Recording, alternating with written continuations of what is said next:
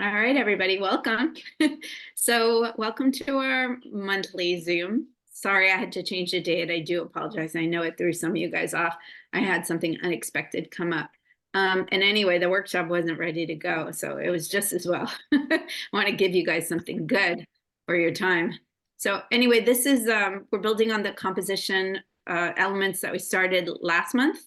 So in this month's workshop, we're going to be talking about different elements of composition, but specifically when it comes to landscapes, landscape drawing and landscape painting. Last month we discussed shape and line, and in the past we've done different topics of composition, foundations. And in this workshop, we're going to specifically use composition to design a better painting. So I hope if anybody ever struggles, not with the maybe watercolor techniques, but with how to make a painting look better, that could mean so many things, but when we talk about elements of it, the compositional elements. And then next month, we'll connect the dots on things with talking about 8 principles of design to build a successful composition. So we'll have all these tools at our disposal. And then, of course, we have in the past, we've done value and color and all different kinds of watercolor techniques.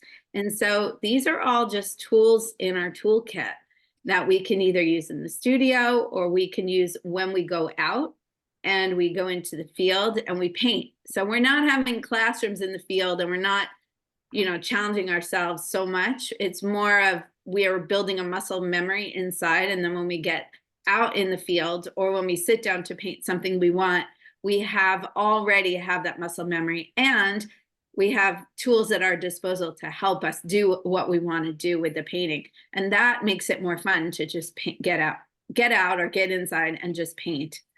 So before we get started, I should say, as always, this is a pay as you wish workshop. So I will put the link to the tip jar into the Zoom. And if you enjoyed the seminar, please go ahead and feel free to tip me. You do not have to. Like I said, it's pay as you wish, so it's not necessary. But if you're enjoying yourself and you want to, it does help me fund the Zoom and my paper and all sorts of things like that. And I really do appreciate it, really. Looking for my chat. Where is my chat? There we go. So I'm going to put the link to my Venmo in here. Some of you guys know how to find me on PayPal and Zelle and that kind of thing too, but I'm not going to put them all in there. I'll just put that one. The other thing that I would like to say is that we're recording this, so it'll go up on YouTube tomorrow or tonight if I can get it up there tonight. So you can rewatch it. So if you want to just watch today and not draw, you can watch me. I'll be showing my overhead camera, and then you could draw on your own. Or likewise, you can draw, and we'll have time for sharing and questions, of course. I want this to be interactive as always. I may limit questions and comments at some point and lawyer jokes and that kind of thing. But this is, and politics, we definitely don't do that here in this space. But this is a safe space. I want everybody to feel like this is interactive and they can ask questions. And again, it'll be recorded. And so there'll be plenty of times to rewatch it if you so wish. If you want to draw along, you just want to have some sort of paper. It doesn't have to be your best watercolor paper, and a drawing implement like a pen or a pencil. No eraser necessary. So before we start, are there any questions? I just have one question. I've only see 1, 2, 3, 5 screens where I can see people. How do if I want to get out of that, but still listen and watch, how do I do that? So there should be, so I'm going to spotlight myself and that will help you because the spotlight will stay on me. However, I also, if it works, there we go. You also should have a little icon in your upper right, Karen, that says view, and you should change it to say speaker view. That way it always shows my screen to you without all the little Hollywood squares.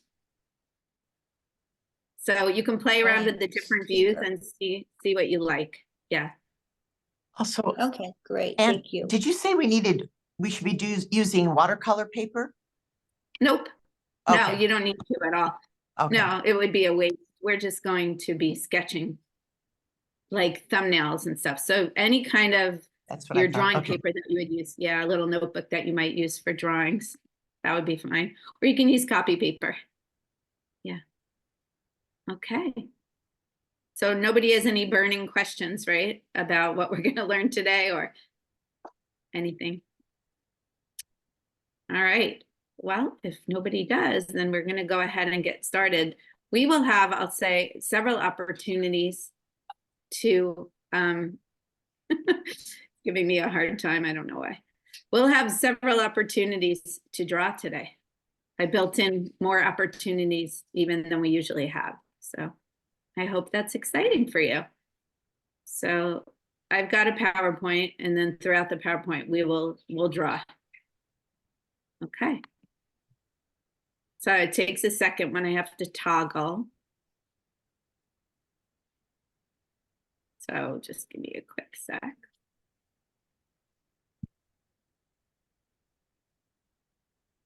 I have an old camera. I need to buy a new one because sometimes it doesn't like me. Okay, here we go. All right. So we're going to be talking today about the some different elements of landscape composition. So in the past, we've done a lot on composition, but you may be joining us for the first time.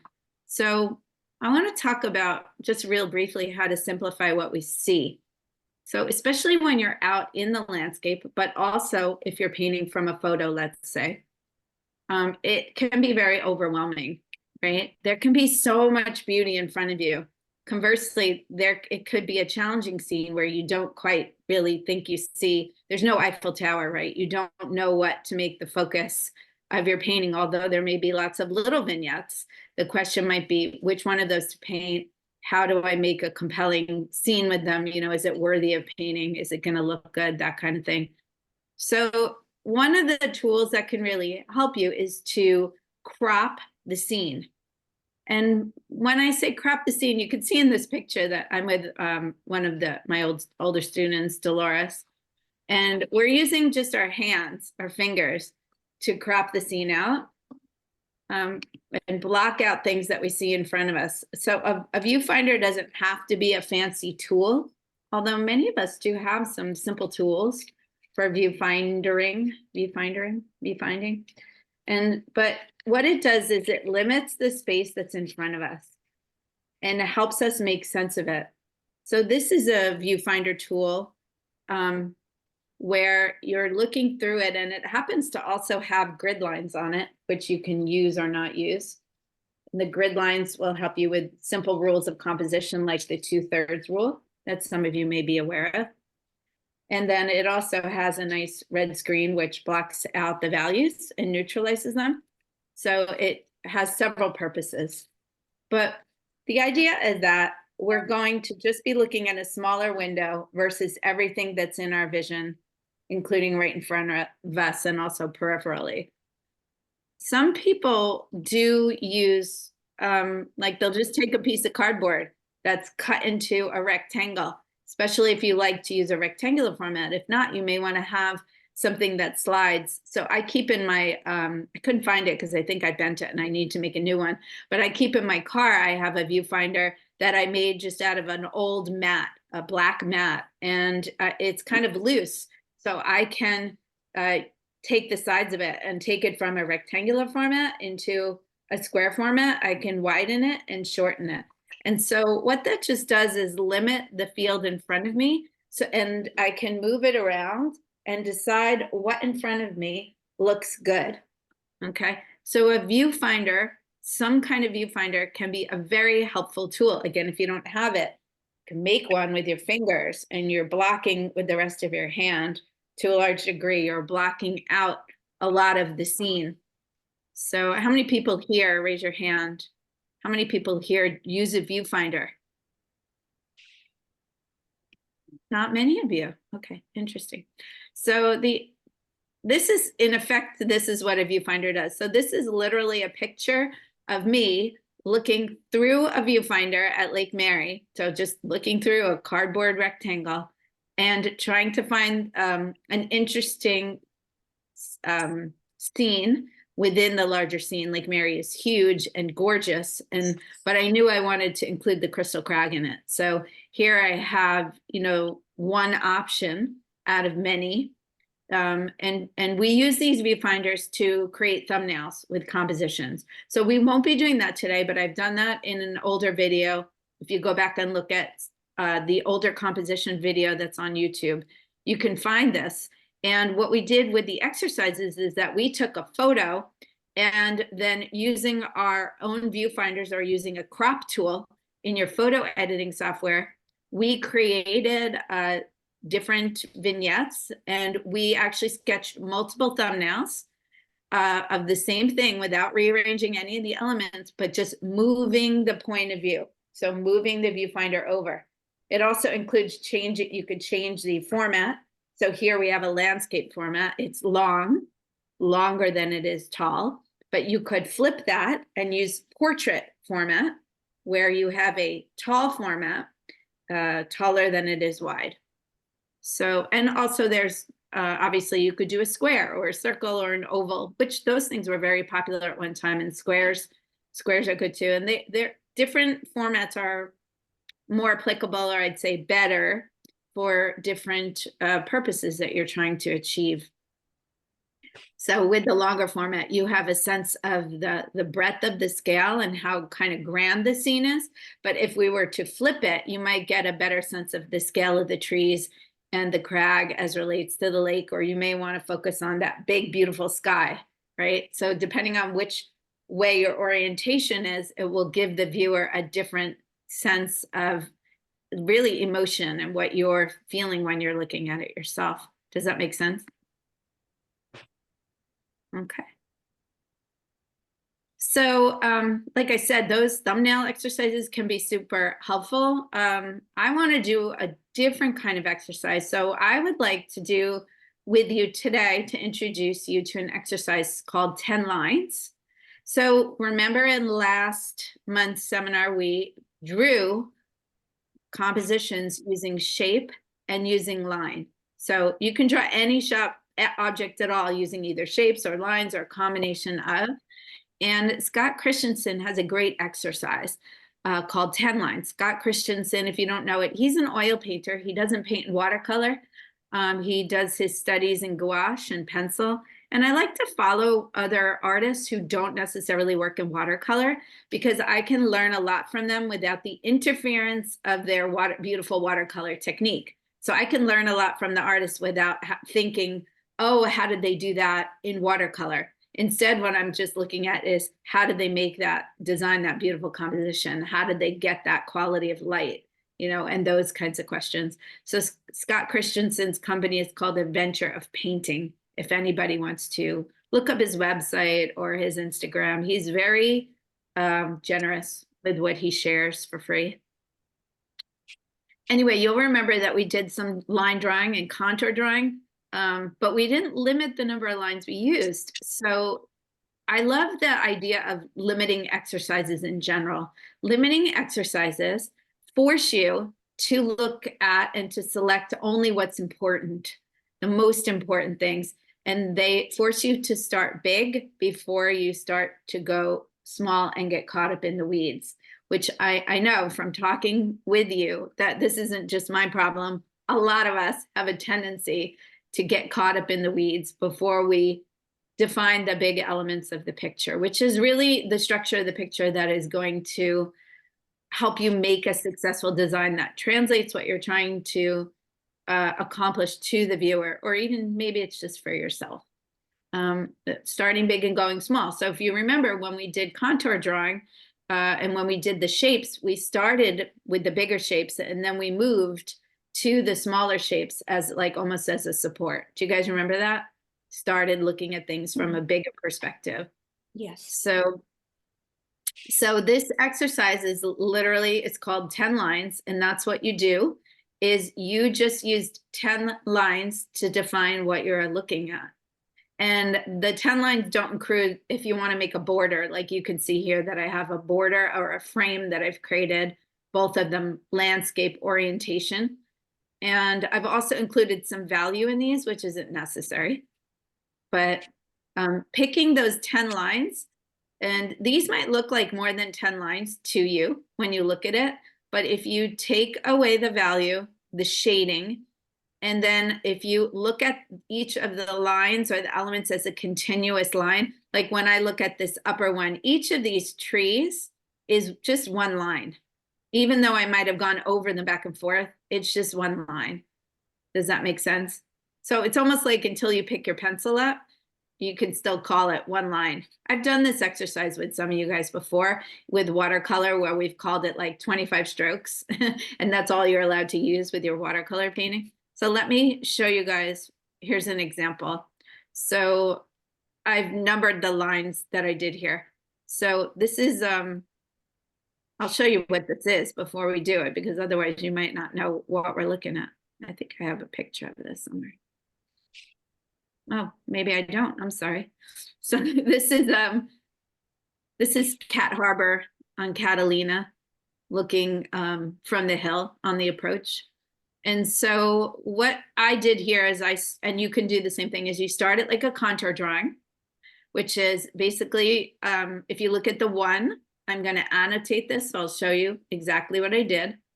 I drew this here as a contour of this shape of the island. So for me, that's one line. Okay. Some of you may prefer to find the horizon line as your first line, and that is not a bad idea. So here's line 2. Okay. For line 3, I chose the top of this hill because I wanted to get the angle right. And then for line 4, you can see I probably could have done that in one line, but I didn't. So that was line 4. Line 5 is here, and line 6, I called this road one line. Maybe that's cheating. That's for you guys to decide. Line 7 is my foreground. Line 8 is this jetty coming out. Line 9 is this other little grouping here. And then line 10 is the boat launch. So all of this I counted. And you can see I'm literally going back and forth. So I'm not lifting my pencil. So for me, that is just one line. And then I probably filled out with that little shadow of the water. So these little interior lines, I didn't count at all, because I could have successfully made this painting without those lines, right? So does that make sense to you guys? Okay. So Yes. some of you guys might ask yourself, well, how, if I move here, will I keep my annotated lines? Let's see. Yeah, I got to get rid of my annotations. So let's get rid of those. Fortunately, it doesn't let me just do it live. Okay. So some of you guys might want to start. Here we go. Some of you guys might want to start with the horizon. Okay. And if you remember back to past compositional lessons or other composition classes you might have taken, you might, in a landscape, choose to use the pretty simple and straightforward method of the 2/3 rule, right? So you make a grid, and rather than dividing your page in halves and quarters, you divide it in thirds. The idea being that it's more interesting to have either a low or a horizon, high horizon than one that goes straight across the middle. I know I've talked about this a lot of times. So you're dividing it into thirds vertically and then also horizontally. So you're going to pick. So in this case, the horizon is on the upper third, roughly, not exactly, but roughly.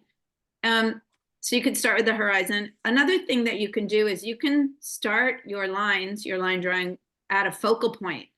So what do you want to choose in this picture to be your focal point? Where do you want the viewer's eye to go first? And so if it's a broad landscape with like one interesting sort of detail, a man-made detail, even better, right? But it could be something else, like a really cool looking rock or an interesting tree, or maybe there's a house amongst a sea of pines in the forest or something like that. Well, that could be your focal point. That's where you want people to look. So you can start it with that.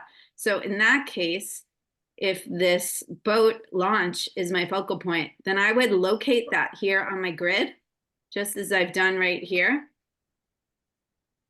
And even though I did it last, you could easily start there. Okay? And that way, everything is built around that. And you have that dropped in so you know it's in the place that's going to be of interest. Does that make sense? So it really is just depending on, you know, I think how your brain works, because everybody's brains work differently. Some people might find it difficult to put that in to start with. But that being said, you can put it in, and then if it's not working out the way you want it, you can move it. You don't have to even erase it. You just move it, because this is just the thumbnail, unless it distracts you. I generally don't use an eraser when I'm doing my sketches, because it slows me down, and again, it puts me into my thinking brain. So let's go back to here now. Get rid of that annotation. So let's look at that again. So if you had started here with this boat launch, then you literally could have started the drawing anywhere at all. If it made sense to you to build it around the headway that's closest to it, you could have done that. Or you could have just started with the horizon and then taken it from there. There's no right or wrong. The point is that you're just limiting yourself. So we're going to go ahead and look at this picture here. Oh, here's Sarah. Okay, so here's a picture from, where is this from? I think this is Catalina. Somewhere else on Catalina. Gosh, I forgot. So we can talk about this, and then we're just gonna do it. We're gonna take 10 lines and we're gonna go ahead and draw this. And then we'll talk about it with each other, okay? So one thing I wanna point out when I say talk about it is, first of all, look at the format. So this format is a square, right? When you have a square format, it gives it lends itself to a more classical composition, which is a more balanced. Things can be balanced on the left and right, but also on the top and the bottom.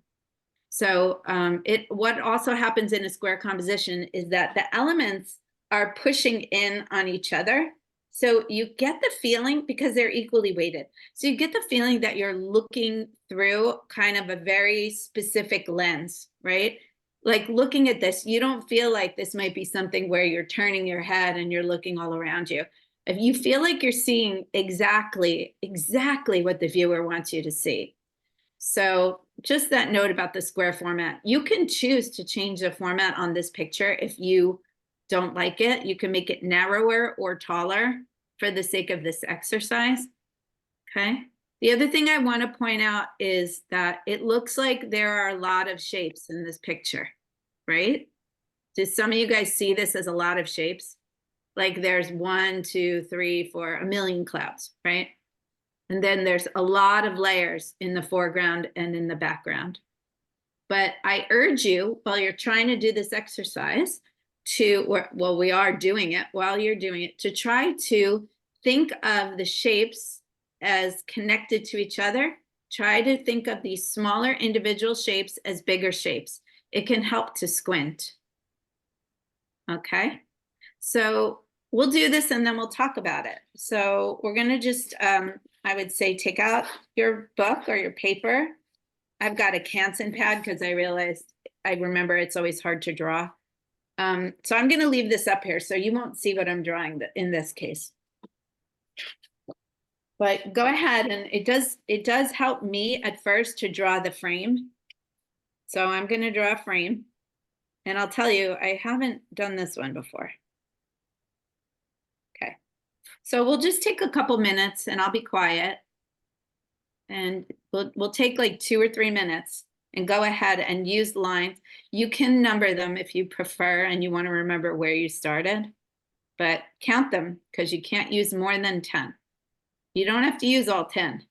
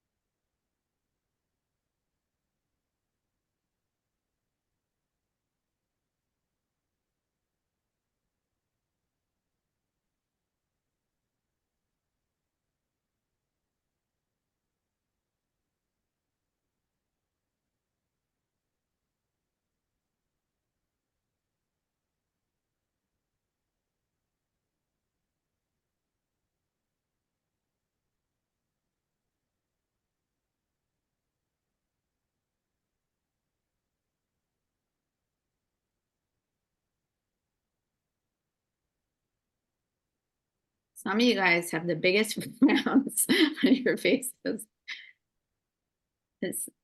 Are you finding this difficult? Let's see. Maybe that's just our working hard faces. Concentration. Okay, thank you.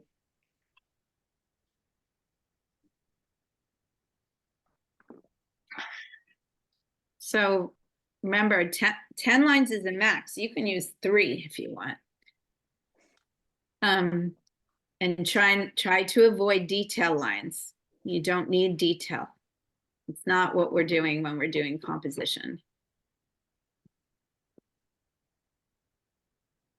Detail comes second.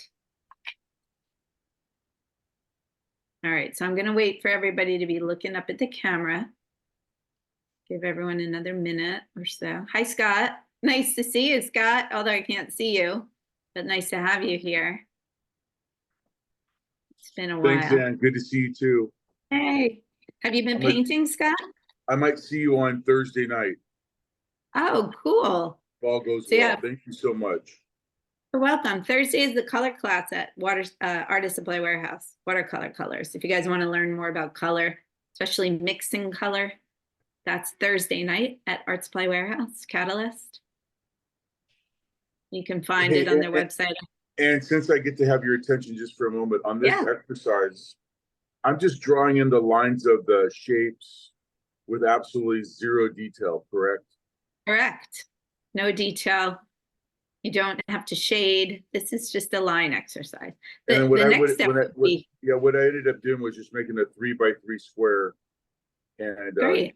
gridding it. So I just want to make sure I'm on the same path. Thank you. yeah, you are, sir. You got it. You got the rules. All right, so I think that's probably enough time for everybody, I hope. So just a show of hands, just like this kind of hand. How many people found this to be easy to do? Couple. Oh, good. Think about half of you. So am I going to guess the other half found it sort of difficult or maybe more challenging? Not easy enough to call. Not, yeah, okay. Some of you guys. All right. Sarah, yeah, thank you. All right. So you can put your hands down now. So I want to talk about this one a little bit. So here's mine.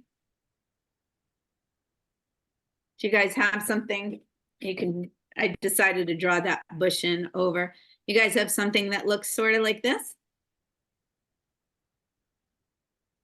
Yeah, I do actually. Weird. I think the I'm surprised. What's really nice about this drawing, yeah, you guys hold them on up. Let's see them. Oh, great. Diane, I can't see yours because it's too light for some reason. mine's too long. Yeah, let's see. Looking good, you guys. Does anyone have one that looks very different from mine?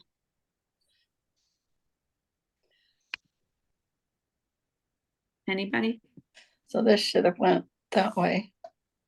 So I think what was nice about this exercise is that the layers are so nicely overlapping and nicely defined, you know, that it was 1, 2, 3, 4, 5. And that's great compositionally to get those layers. It creates visual interest. It also creates a depth of field for us.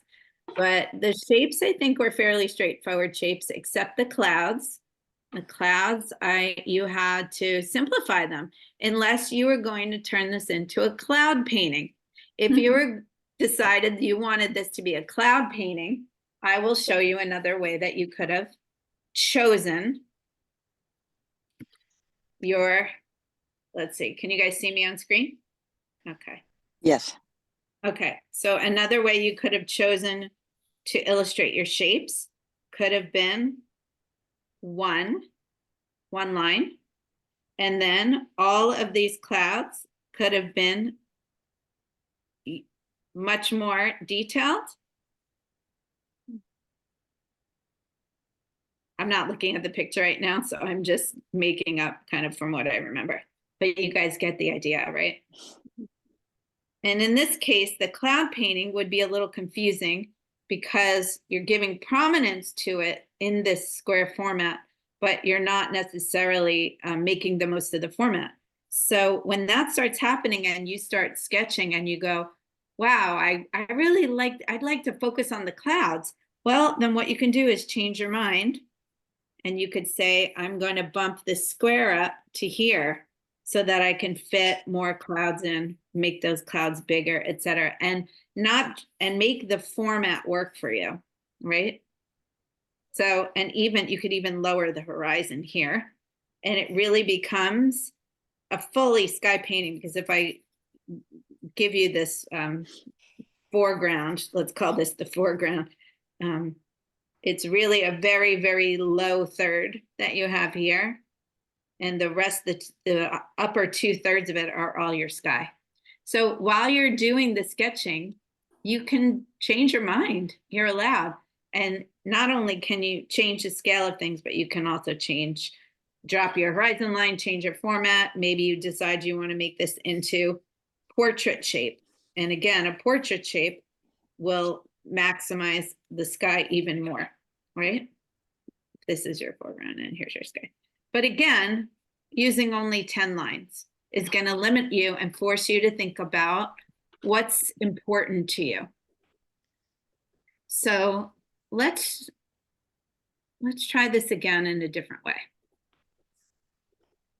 Okay. So did you guys like that, by the way? Yes. Anybody who didn't care for that? Maybe you're not a lines person. I tend to draw more with shape than line, but sometimes line makes sense, especially when you've got a landscape that has a very interesting I have 'em. skyline, you know, that kind of thing. Yeah, so we're all different. If you didn't care for it, that's cool. But I'll give you another option. This one is called the 8 shapes exercise. And this is not Scott Christensen's, but this is like something I've come up with as I would say it's a combination of a bunch of different exercises that I've been exposed to over the years.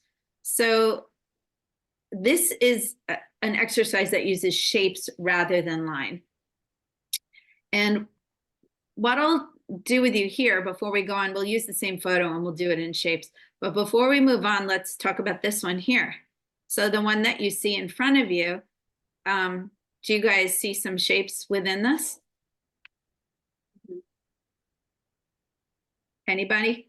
I'll show you the shapes I see. Can you see my blue annotation? Yes. So I'm going to start with this big shape, which is basically the shape of the foreground and the middle ground. So I see that in my brain as one shape. It's one shape because it has, it is the foreground and the middle ground. So I see it kind of divided that way. And then I see the shape of the sky. You could see that as another shape, 2 shapes.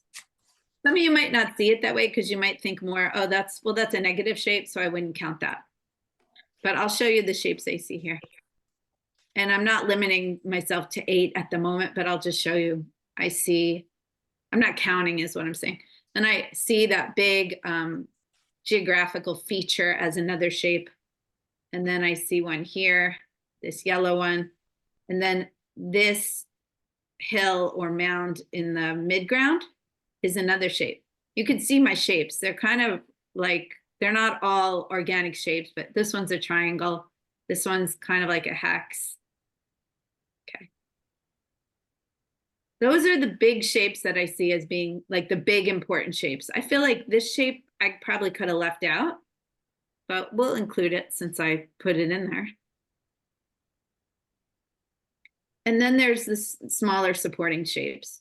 There's 1, 2, 3, 4, 5. Okay. So do you guys visualize shapes when you look out at a landscape or you look at a still life or something? Are you starting to think this way or have you always done that? Okay. Good. I think lines. I don't think shapes.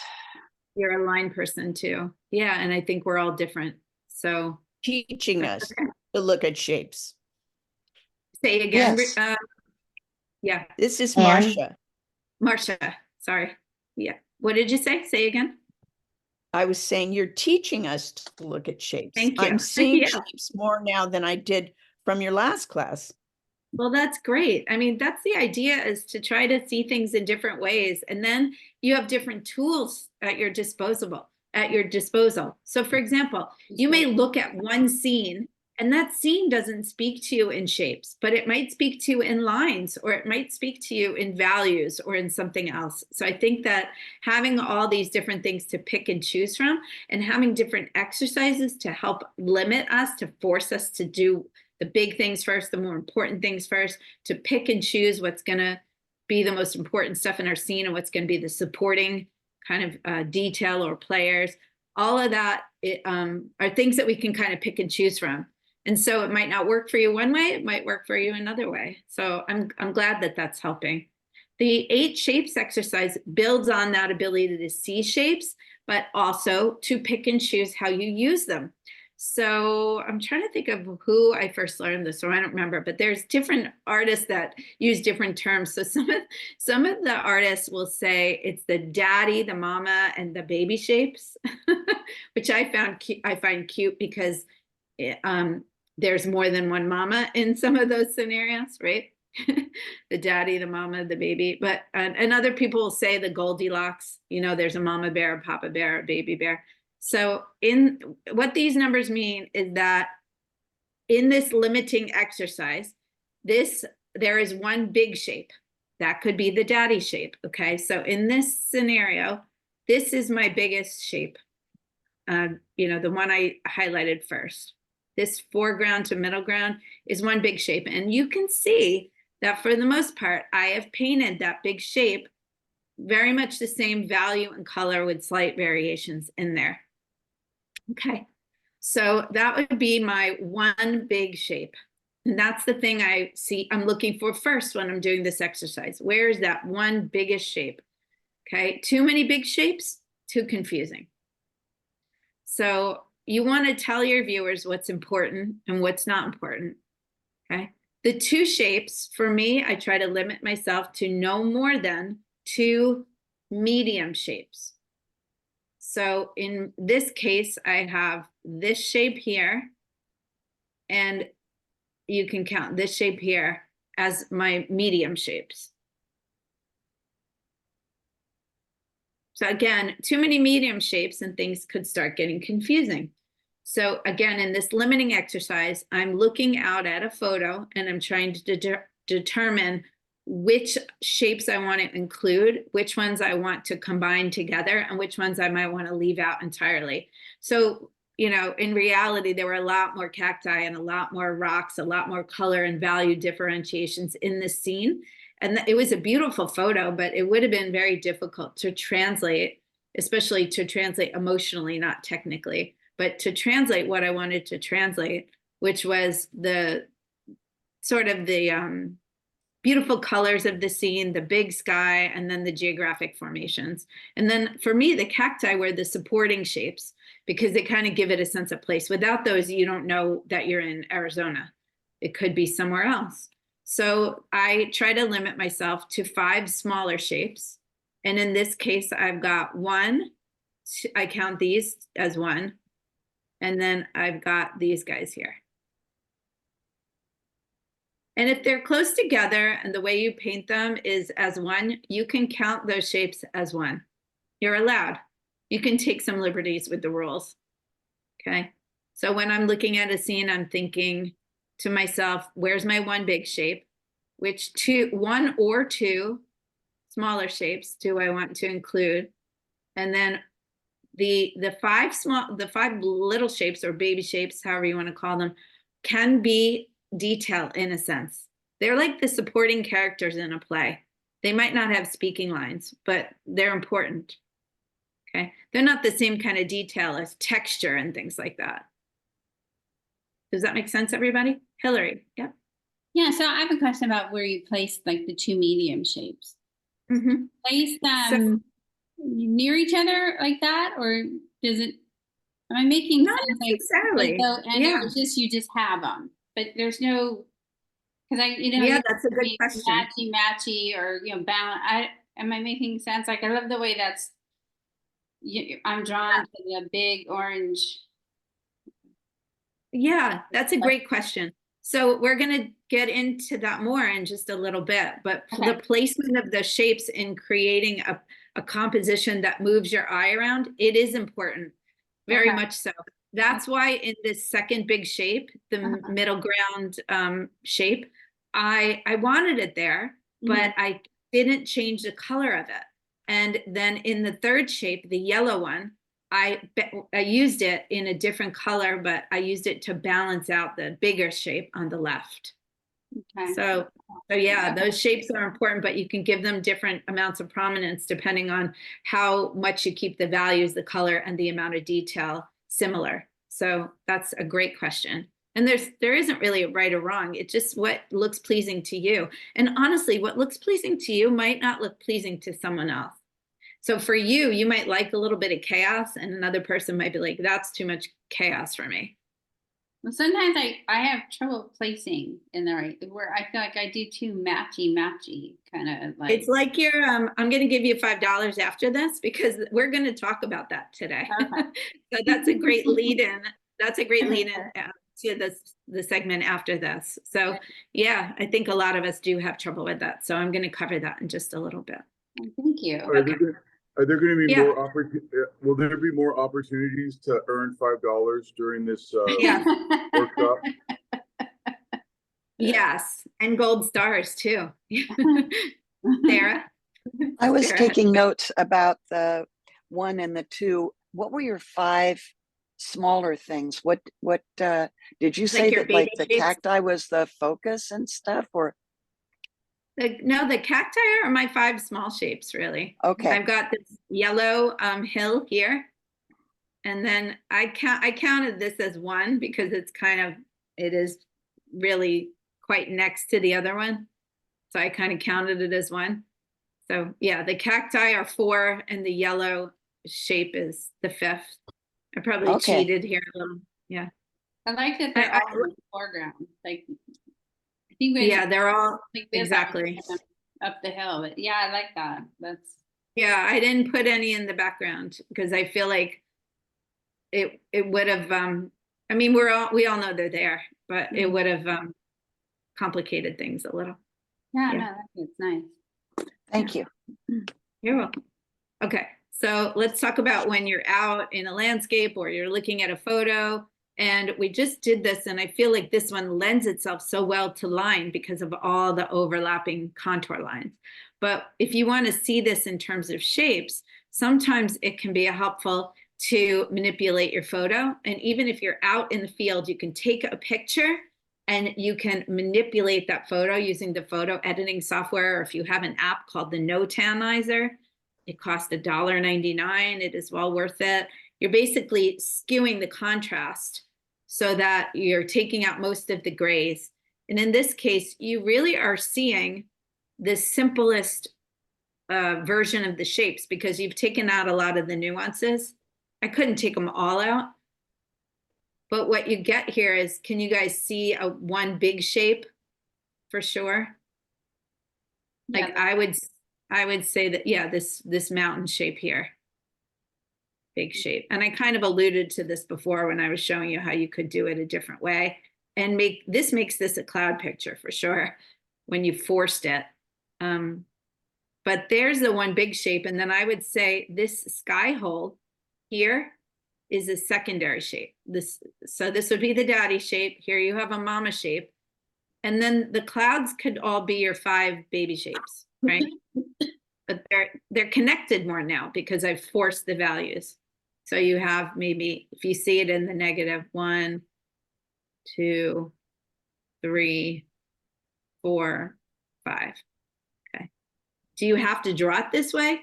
No, you can create your own clouds. You can make them look better, more interesting. Maybe you feel like this shape here in the middle, the mama shape, it looks like a set of lips. It's kind of a weird shape, right? The idea is that you're trying to simplify that very complicated sky and all the layers in the foreground into simpler shapes. Does that make sense, everyone? Yes. Okay, all right. So, So, Anne, you said there was one daddy and one mommy and the 5 babies. So you don't have to have 1, 2, and 5. You can you have, don't have to. okay, Yeah, you don't even have to have 5. It could be 1, 1, and 1. But okay, that might be kind of boring, right? But no, you don't need 2 mommies. okay, Yeah, I say 1 or 2. Okay, Okay, good. so let's draw that one. Another thing you can do, and I've done it here for us, is to draw it in black and white. So we talked about manipulating the photo. Sometimes taking the color out of it will help you. You can see the values better. And I like to connect shapes of similar value. So when the shapes are interesting, then it's really just the outside of the shape. We could be drawing while we're talking. It's the outside of the shape that matters. Most people, even when you're drawing trees, I recently heard someone say, I think it was Eileen McCullough at the demo she did in Huntington recently. She said, don't worry so much about the inside of the trees. You can blur them all and, make them mingle. It's the outer edge that makes you know what kind of tree it is and, makes it kind of interesting. And I think that's true for many things, that it's the outer contour that is often the most important. And so you don't have to worry so much about the colors or even the values when they're quite close. You can combine objects of similar values and use the outline of them, or perhaps a little bit of detail in them, to kind of give you that individuality in the shape.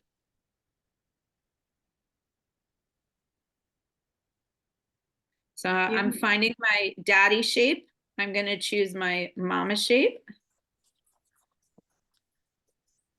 Yep, question?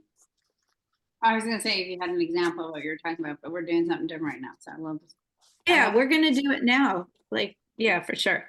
And then I'll show you. I'll show you an example. So thank you.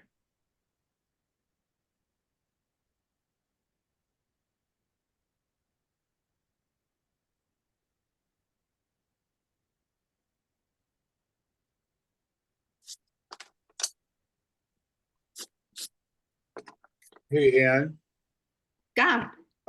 mine is just a very crude, shape-oriented, almost a value study. Is that what it should be Yeah. looking like a little bit?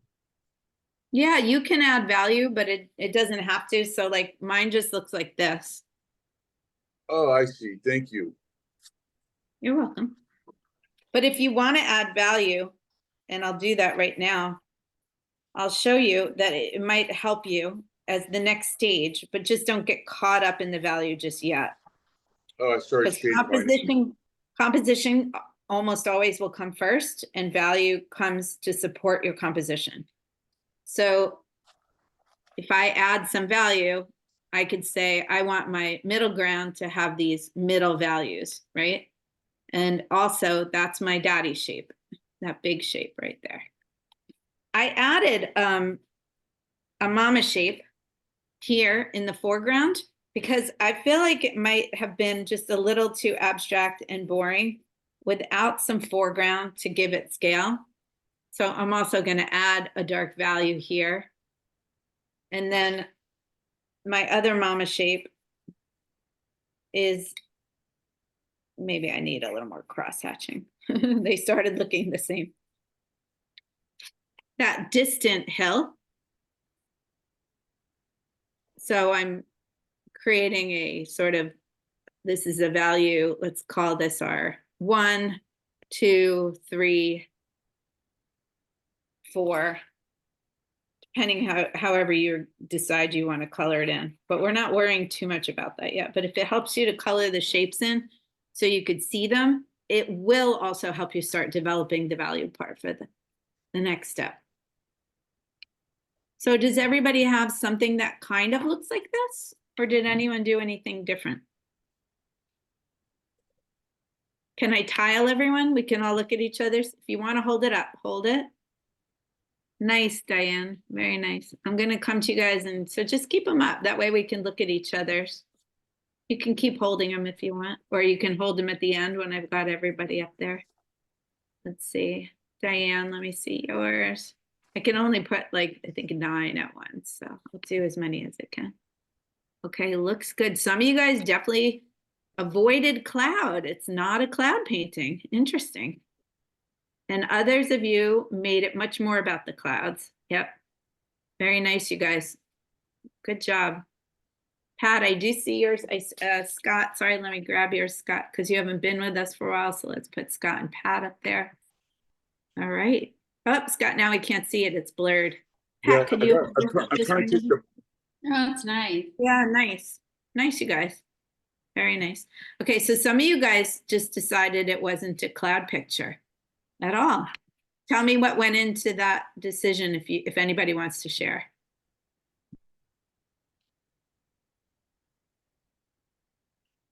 I didn't want to waste one of my lines on a cloud. I only had 10 to use.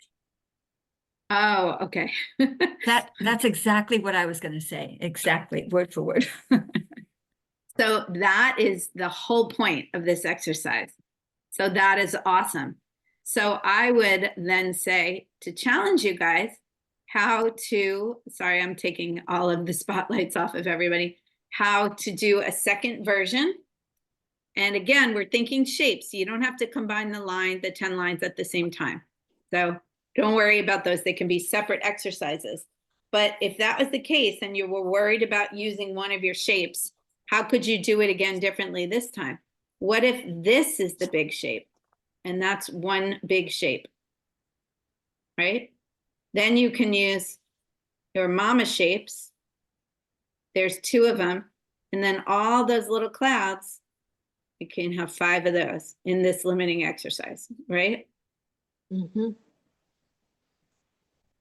So the point being, if I had done I'm going to put all these shapes in here now too. What starts happening to our composition? Other than it looks like a goldfish bowl or something. It starts becoming too hectic, right? Cluttered. It looks like I haven't made any choices here. Too busy, Too busy. Where do I look first? right? Just because that's the scene in front of me doesn't mean that's how I need to paint it, right? But if I paint it like this, people know by looking at it, A, where the focus is, Right. B, what's important to me, and they could start feeling what I'm feeling when I look at it, right? Again, this is, I think, a little bit more of a mountain painting, and the other version would have been more of a cloud painting. Not saying you have to pick and choose both, but the more you pick a focus, the less hectic your picture will be. And that's what the limiting exercises are about. Right. So do you guys want to take a second and do this, but do it the other way? Vicky, I'll be right there. Do you guys want to try to flip it and make your 8 shapes sort of have a different focus to them? Let's do it. We have time, right? Vicky, so before we go into that, Vicky, you had a question or a comment? Yes, I did. Mine, I did put clouds in the first one and it looks too balanced. Interesting. I don't know if you can Can see you it because share? it's so light. Yeah. Let's share. I don't know Oh, if you okay. can see it. Yeah. It might just be the location of the clouds. But you're Okay. right. It does look kind of balanced. And like I said, the square format often lends itself to more of a classical composition. The classical composition is a balanced composition. So what I'll challenge you to do with this one, Vicky, excuse me, I'm going to have a drink in a second, is change the orientation. Don't make it a square. So make it either a portrait, so make it taller, or make it a landscape, and see how you can shift that balance in this one. Anybody else that felt that way or wants to try that, it is a great exercise. Change the frame and you'll change the balance. Okay. So Thank let's you. go ahead.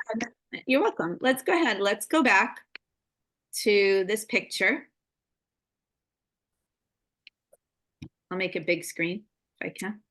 And let's take another 2 minutes and try to change the focus up with your shapes. Remember, you've got 8 shapes maximum.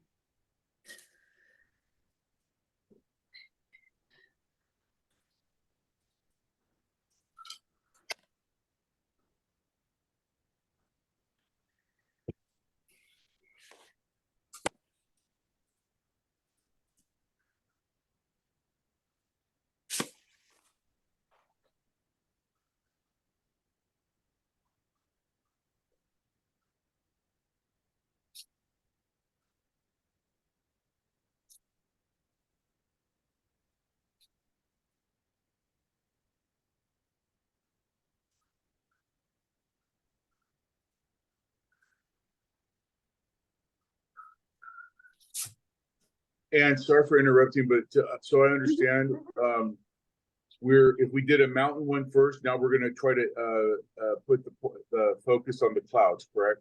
Yes, if you focused your shapes on the mountains, try to change it and put your focus on the clouds. And if you did it the other way, then flip it. So if yours was a cloud painting, see if you can use your shapes to make this less about the clouds. I mean, that's hard because there's a lot of good clouds in this, but see if you can do it.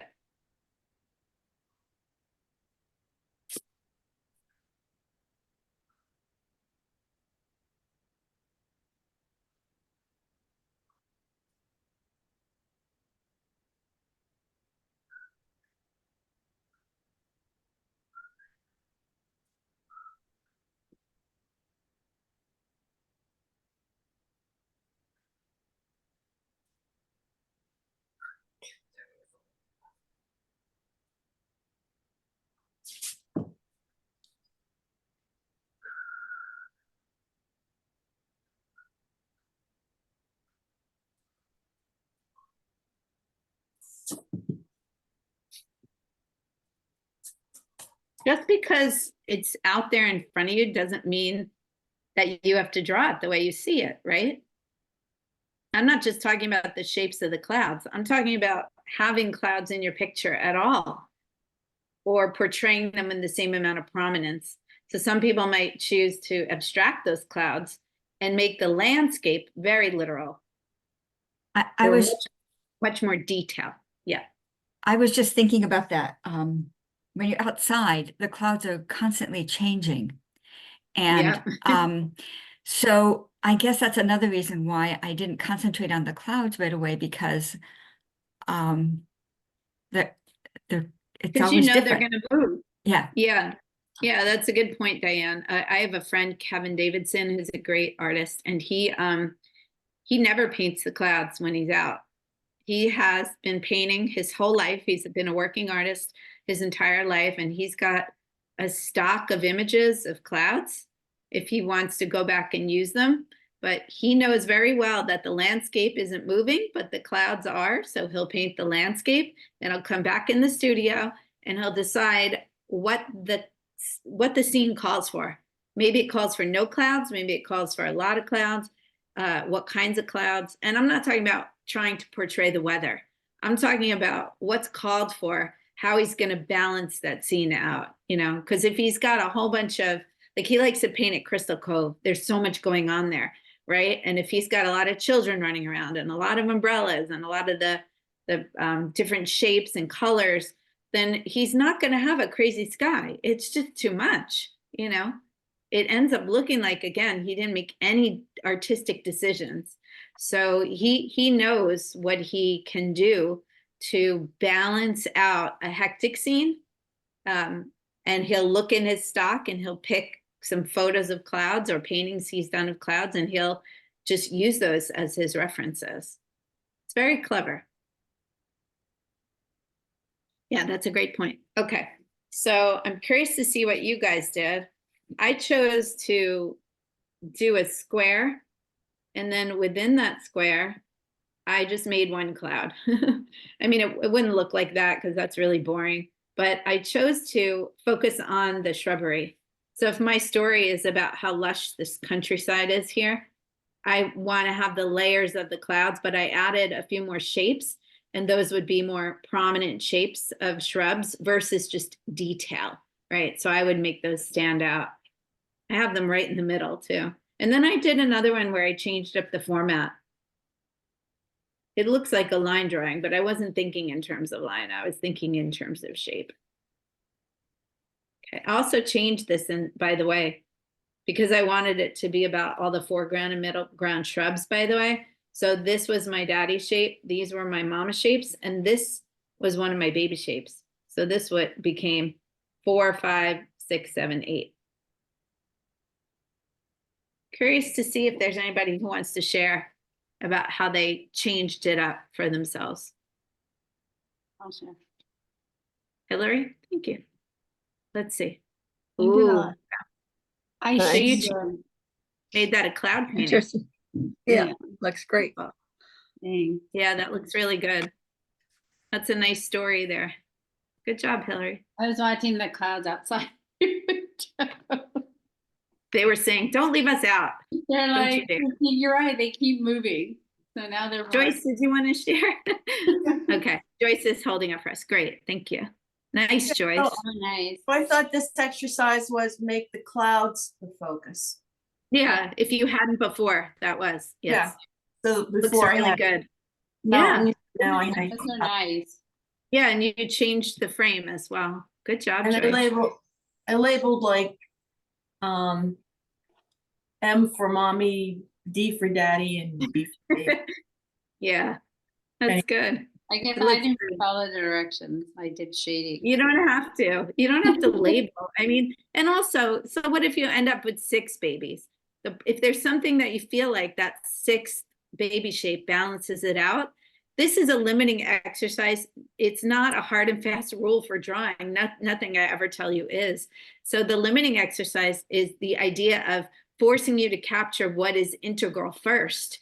And if it's integral to you to have that 6th small shape, then by all means, you shouldn't Yeah. force yourself to I not wasn't include. counting, but I was just labeling. Yeah, Okay. no, I get that. I wanted to jump off of what you said because I feel like we can be so literal, and it is important to, in these limiting exercises, to try to follow the parameters, but then also to know when it doesn't make sense to stay within those strict guidelines and to break them. So anybody else? I saw some of you holding up. Did anyone else? I Here, could just show what I'm working. I just did a couple of 3 of them, you know, Oh, like those are nice, Jerry. different, just little sketches. And I That's don't great. know if they're good or, I started out big and then I'm over here and then I'm over here, but I try to make the last one, the clouds, which is, Mhm. so I got the 4 clouds and then 4 lines below. So I don't You know if got that, it. I don't know if I'm on the right track or not, but just, It You get seems a like you purple- are. Yeah, if you're not sure, you just need to do more of these because it'll help Okay. you solidify things. Yeah, that's great. I have, Oh, Diane, very nice. Let me highlight you for everybody. Takes me a second sometimes to get there. Great. can you I see? like that. What you did. Yeah, because you've put all the focus in the cloud, and then I see you changed the frame to make it more of a sky painting. Yeah. Very nice. And I Yeah. just want to, one more thing about the clouds moving on the cloud horizon is going to change less than the other clouds. And so that's why I kind of put some emphasis on the clouds that were more near the horizon. It's so true. Yeah, it's true. It's those big ones in the sky that change a lot. Yeah. Yeah, you guys are doing great. Good job. All right. So let me go back here. Oh, I just lost it. Sorry. Here we go. Okay. So here's another example where we've got a big shape. You could take all 3 of these palm trees. This is from my recent trip to Palm Desert. You could take the 3 of these and see them as one big shape. And then within that big shape, you can break them down, right? Mhm. So let's see, for example, these trees were not as close together in real life. And I thought, that doesn't look so good. I'm going to join them by pushing them closer together and make one bigger shape out of them. And then within that big shape, I can very clearly define where my smaller shapes are. There really aren't really even any baby shapes, really, unless you just try really hard to break them down. Okay, so let's talk about this one. Let's just talk about it. Where do you see the big shape, the daddy shape? The ocean. Ocean, Ocean, clearly, right? Can you see two mama shapes? The Foreground and mountain middle. in the background, The fo- and then the Foreground and flower- the background. Foreground and background, very good. Yeah, foreground, background, yeah. And you've got choices as to your baby shapes, right? The Right. palm Yes. tree, I would say, the cloud. The rest of it is just detail to me, honestly. I wouldn't look at all of those small buildings in the background or even individual plants. So again, you don't have to have 5 baby shapes, but let's say you hadn't been thinking about things this way. If you were looking at this photo and you're like, I love this photo, I want to paint it. How would you approach it? Where would you start? I would There's draw a a lot. line, I'd find the horizon line first. Yeah, then- good. Yeah. And I think I would, if I was going to paint it, I would just paint the whole thing blue to start. You know? That's good. Different shades of blue, you know? Yeah, it's a great start. But Like a gradient. compositionally, it might be kind of a challenge, right? Because Yeah. that daddy shape is a big shape and there's a lot going on over there. It's not quite balanced. You know, you could get caught up in the weeds real easily on this. Right. And, try to get all of that detail, every single cloud, and the waves, all of that. When really, if you sort of just squint at it, it's about that beautiful ocean being framed by those other elements. So, Maybe- and then some of you Maybe guys in started. this- Sorry, Ann. Go ahead. I No, would go ahead. I would thinking maybe in this painting, would be a good one to leave the clouds out and paint them later. You know? So, Yeah, a real Okay. faint. I and would leave think. leave some white space. Yeah, exactly. That's what I would do, just kind of abstract them. But because it's not a cloud painting for me. For me, Yeah. it's about the view down Laguna Beach. But this would be a good one for the line exercise as well. So if you guys want to screen capture this, you're welcome to, and you could do it on your own later. We're not going to do this one, but this one has some nice prominent lines. It's like the horizon, as Jerry said, and then that curve of the shoreline. Yeah. And And I can did- you blow that picture up so we can take a picture of the Yes. picture? Yeah, Thank you. I sure- there you go. And this is Marcia. Would the beach be a mama shape? It could be. Yeah, it could be. Some of the time when I do this, the shapes that are sort of left over from creating other shapes, I almost don't count them. But it is a good idea As on to here. notice them, But they almost are like negative shapes or resulting shapes, I would say, I have a question about, Put that down. I'm sorry.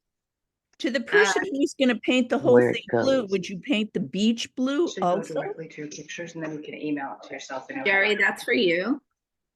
Jerry, Yeah. was Jerry the person who said she'd paint the whole thing blue to start? She probably would not paint the beach blue, I would guess. You Thank could you. leave that Thank you. white. I Yeah, was would- confused. This button. Yeah, no, that's okay. All All right. Vicky, When could you mute when you get a chance? Yeah. Thank you. Okay. let's- I have a question about that arc, that big arc. Yeah, Would your line be where the water hits the sand, or would it be before the wave breaks?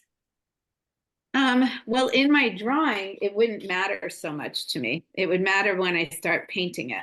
Okay, But yeah, it would look like this regardless, and I would probably blur that line a bit. Actually, I've actually painted this.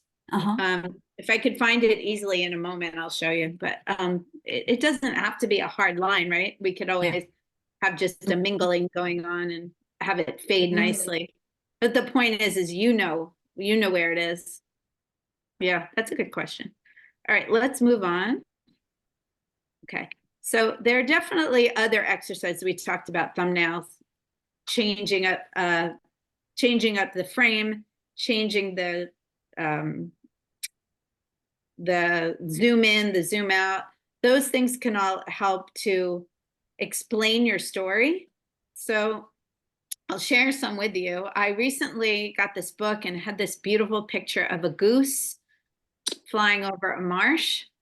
And I love the photo, but I wanted to try different ways of interpreting it rather than just a literal interpretation.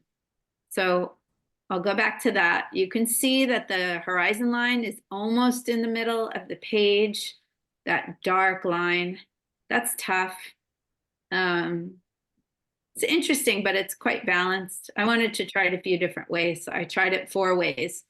So in the first one, it's quite similar to what you see in the photo.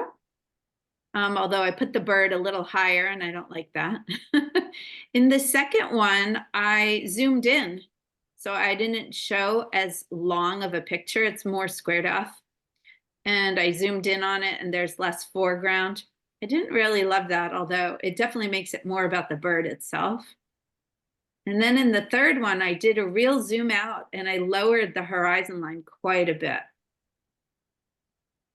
And then in the fourth one, I raised the horizon line and I zoomed out even more. So you can tell the zoom out because the bird gets smaller and smaller. So it's helpful to try different ways of your own interpretation of the same thing. Because once you start putting the paint to the paper, you're not going to be thinking about these things anymore unless it's in a, oh, I wish I had done that sort of way. But if you take, some of you are laughing because you've done that just as I have. I mean, I never used to do studies before I started painting. I just go at it because it's so beautiful and oh my God, I've got to get going. But sometimes you have to slow down to speed up. And in that case, the slowing down was to take 10 to 15 to 30 minutes to sketch some different options of the scene in front of me. You could do it in the studio too, but to sketch different interpretations, not just moving the viewfinder. You guys can see here, I barely moved the viewfinder. The viewfinder is pretty much straight in front of the scene. It's about the zoom quality, zooming in, zooming out, lowering the horizon, raising the horizon line. And by doing that, when you go to then, you pick one and you paint it, you know exactly where your shapes are, where your lines are, where your focus is going to be, how big that bird is going to be, you know, all of those things become easier to translate. That's what I mean about slowing down to speed it up. So this is a great exercise, which I don't think we have time for today, but it is a wonderful exercise, is to try to do different interpretations of the same scene. Just do it in pencil. Here's another way you can do it in a very easy way, like some of you guys have been doing. Change the orientation. Here, this is a pathway through the park.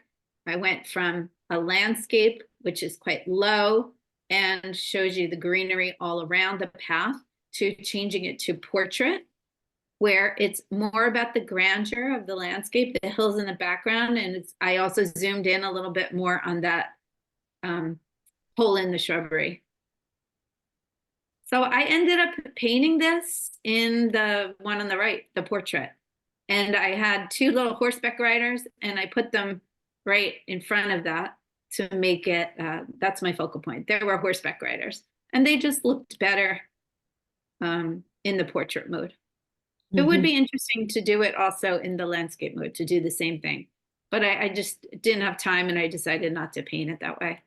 So again, these are things you could be thinking about. Questions? Oh, it's a cool exercise. I really, really like it. Never thought about, you know, zooming in and zooming out and doing some sketches first. So it's a really great exercise. Yeah, and it doesn't take that much imagination. It's not like I'm looking at a complicated church and changing the angle where I have to change 2-point perspective or something like that. You know, it's like if you had a still life in front of you and you arrange some fruit and flowers on your table, you're literally standing up and drawing it with one, you're sitting down and drawing in another, you know what I mean? Yeah. And that's a great way to practice that too. Okay. So we're going to talk a little bit about 8 principles of design. Now it says the 8 principles, maybe not everybody would agree. So we'll just call it my 8 principles of design. And this is for anything. This is not for watercolor. This is not for landscape, but we're going to talk about these principles as it pertains to landscape composition and also as it pertains to shape and line, because that's what we've been really talking about employing the last couple months, okay? So there are a variety of different ways to look at these principles. You could look at them through the viewpoint of color. You could look at them from the viewpoint of technique, and you could look at them from the viewpoint of composition, or you could look at them through the lens of value, light and dark, okay? We're going to today look at them through composition lens, but you may be more of a color person, or you may be more of a value person. And so just, you might have that in the back of your mind. So the 8 principles are unity, conflict or contrast. Okay, so those 2 are in contrast to each other, right? Dominance and repetition, alternation, balance, harmony, and gradation. We're not going to talk about gradation at all. Okay, so let's take a couple of these and look at them through the lens of shape and line as it pertains to composition.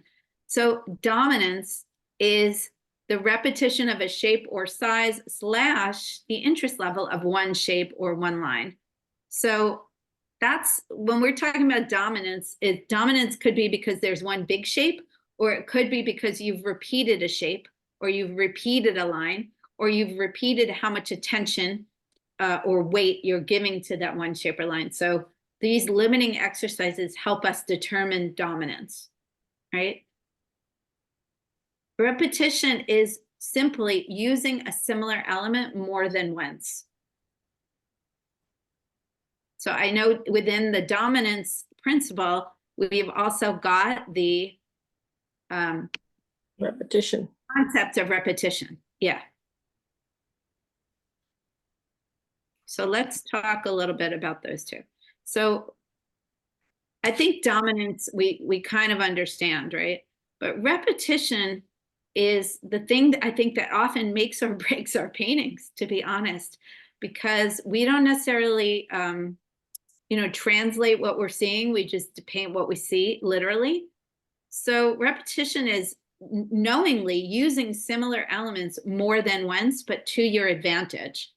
So rather than just repeating things to clutter, repeating them more than once in a way that creates a balance, a harmony, a center of interest, a pattern, etc.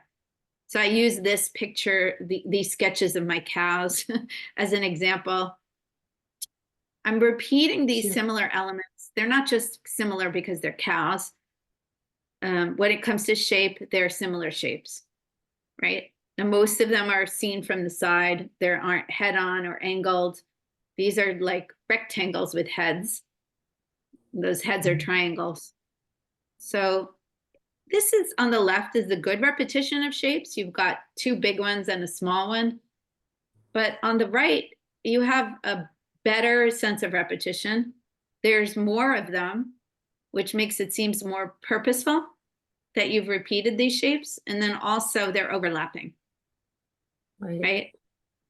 And they're not just overlapping. I mean, it could have even been more. There is some variation of size. There are some more babies and so forth, but could have even been more so where if I had put some really small ones in the background, and then you would have gotten that repetition going from foreground and middle ground all the way to background, okay? So I'll give you a pro tip that comes from that, which is to overlap your shapes. So we saw that in that mountain picture we were doing, that it was very easy to sort of create visual interest in what could have been a very boring foreground and middle ground, all greens, you know, but because the shapes are overlapped, you get more visual interest. And they also are connected because they're overlapping and touching each other, so they connect with each other. So here my boats are in front of my building, which is in front of my landscape, which is in front of the further landscape, which is in front of the mountains in the background, and then there are trees in the middle ground overlapping that. There's nothing that isn't touching or overlapping something else, not even a bird in the sky in this one.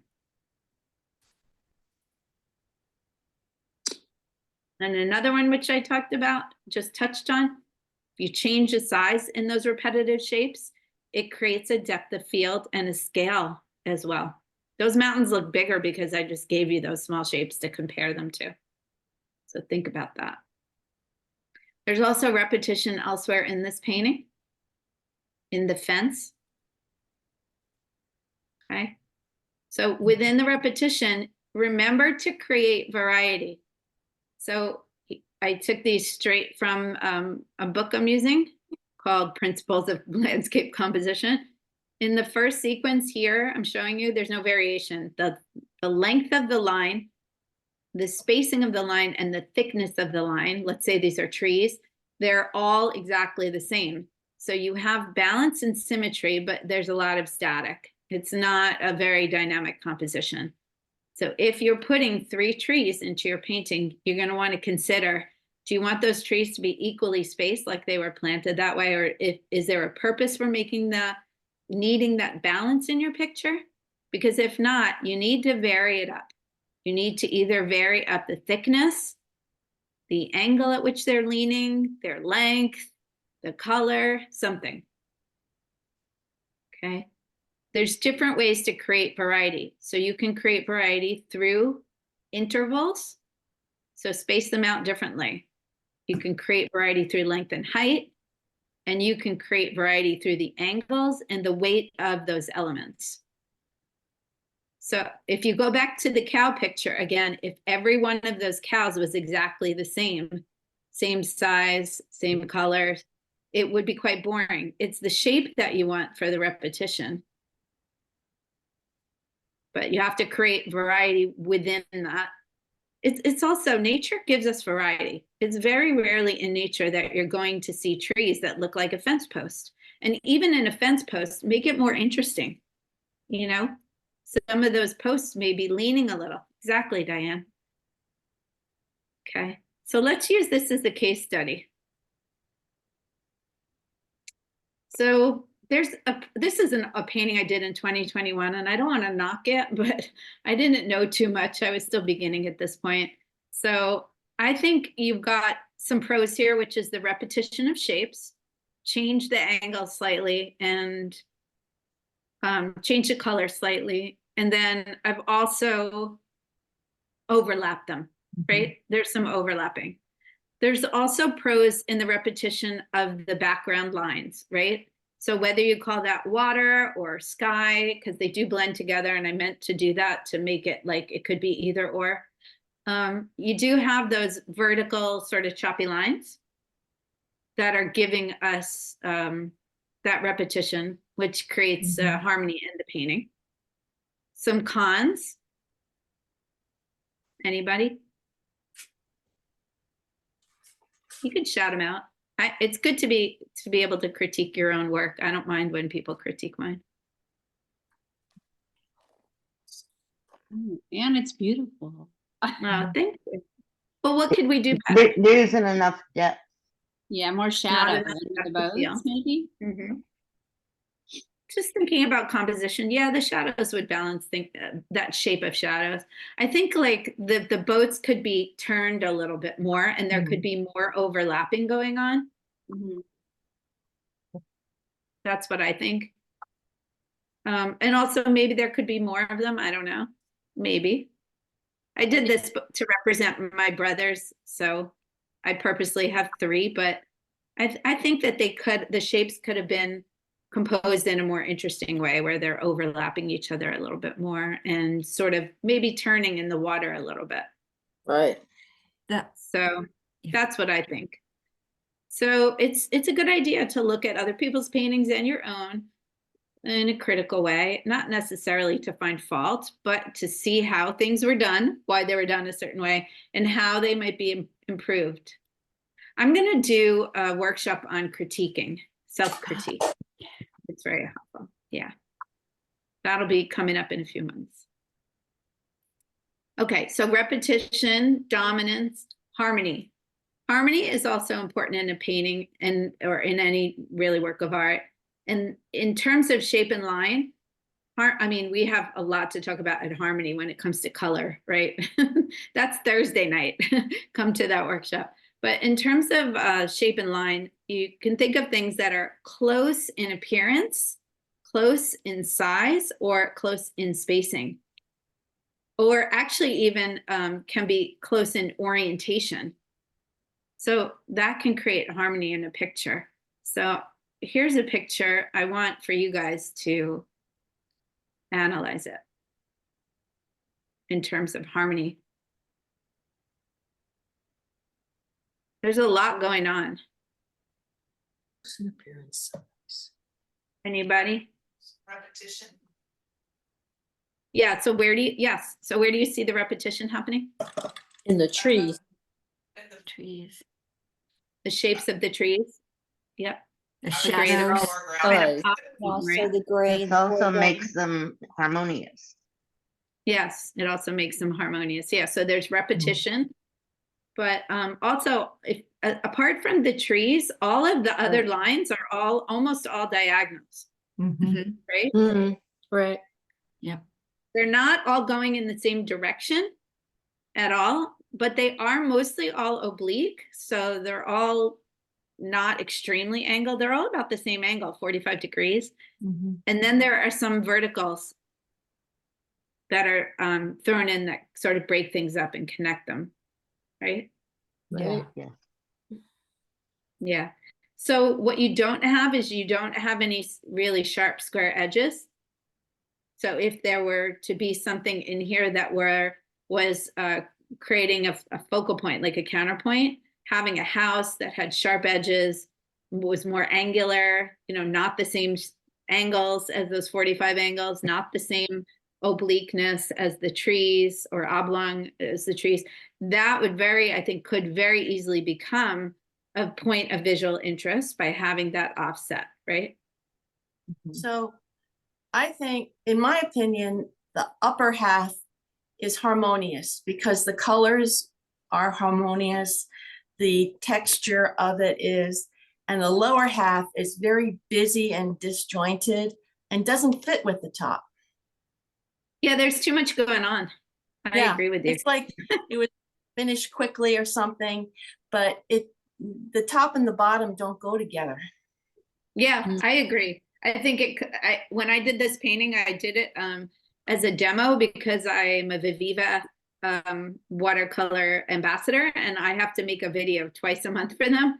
So I did this just purely to record the video and to showcase the colors. And I did it all with one brush. And so I didn't plan this at all, Joyce. So I think you're right, because I think it's obvious. And although it's a pretty little painting in some ways, it could be improved in so many other ways. And the top of it, if you just kind of cover with your hand and you cover the bottom half, you have a painting that has more choices that were made. So I think you're right. But just in terms what did you say? It's schizophrenic. Yeah, it's schizophrenic. Yeah, no choices. Yeah, I think that's one of my biggest problems is when I don't plan my painting I try to get everything in there. And so it does look schizophrenic, but in terms of where things went wrong, that's a great critique. But in terms of where there was an attempt at unity, because I think it is important when we're critiquing our own work to point out where things went right, even when things went wrong. So be able to find both, because you want to be able to replicate, you want to be able to fix the things that didn't go well, but keep the things. You don't want to question yourself on everything, right? So when you look, there are certain things that don't make it an awful painting, because at least there's some repetition in there that makes a little tiny bit of sense of that chaos. Yeah, that's a great critique. Nice choice. Okay, so I had to exit out of that. Let's get back out of here. Okay, so here's another one. Let's talk about this one. But I'm gonna make it bigger. I've got my own little notes. Oops. Now it wants to take a second. Okay. Here we go. So how do we feel about this one? Can't see it. Oh, can't see it. That's not good. Imagine it. Okay. Can you guys see it now? Yes, yes. I think there's just a delay. Okay. So do you guys notice some repetition going on here? Sorry, let me go back. Yep. Doesn't like me today. I was trying to do it and not taking the delay into account and it went too fast. Okay, here we go. So again, another painting with a lot going on in it. Let's talk about the elements of repetition. Stripes? Definitely stripes. Yeah. Mostly in what direction? Vertical. Yes. Mostly vertical. Yeah. But Think then if- there are a lot of triangles too with the A lot of umbrella. triangles. Yeah. Yeah, there's triangles in the roofs, Mhm. in the umbrella Umbrella. over here, and also in the headland. And yeah, the mounds here down on the left. Yeah, in the mounds on the left. There's a lot of triangles. That's great. Yeah, so within and also there's repetition of color and other things too. Right. Within the hecticness, there's some repetition that can, but there's a variety of repetition. So it's not all evenly aligned, you know, they're not all exactly the same. So there is And- some of that. Yeah. Here's another one. It doesn't like me today. So here we've got not a landscape. I would call it a pastoral.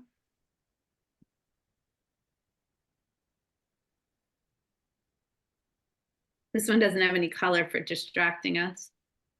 It has the overlapping. Yeah, Mhm. overlapping elements. Also the sloped backs of, and the fact that the girl and the goat are facing in the same direction was purposeful. And the slope of their backs Mhm. is similar. And they are juxtaposed by the angularity of the shape behind them, but then you Right. have the sloping of the trees, again, the tops of the trees. Those could have very easily been tall, narrow trees. But I wanted the repetition The slope. to be there. Yeah. So yeah, so it's good to start recognizing, you might go to the museum now and have a whole different experience, like Mhm. the way that you interpret things. You'll be looking at. So we already talked about improving this composition. Do you guys want to take a second and sketch this? I would, let's do it. So I would think that there's a way to improve this composition. And I would say, let's try it on our own. I don't think we'll have two that are the same. But see if you can do a boat picture and improve the design of the shapes.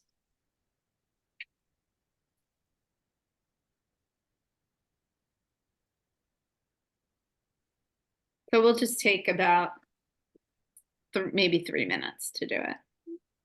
Don't worry if you can't draw a boat, just block in a shape that looks something like a boat.